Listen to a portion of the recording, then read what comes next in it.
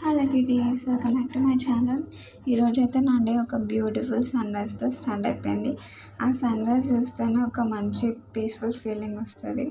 ఇంకా ఈ చిట్టి చిట్టి ఆకులు. సో పొద్దు పొడవక ముందుకే మా అత్తమ్మ వడియాలు పెడదామని అంతా సెటప్ చేసుకుందనమాట.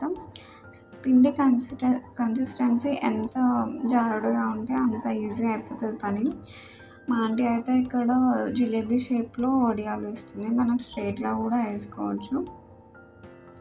అండ్ ఒక్కసారి ఎండాకాలంలో చేసుకుంటే మనకి వానాకాలం, వర్షాకాలం ఎప్పటికి వస్తాయి. మనం సంవత్సరం అంతా మంచిగా తినొచ్చు. ఇవి ఒక 2-3 డేస్ ఆరబెడితే సరిపోతుంది, ఎండిపోతాయి. ఇంత ఎండలో ఐస్ క్రీమ్ తినకపోతే ఎట్లా చెప్పండి. అందుకే నేను ఆఫ్టర్నూన్ ఒక మంచి ఐస్ క్రీమ్ తినేసా.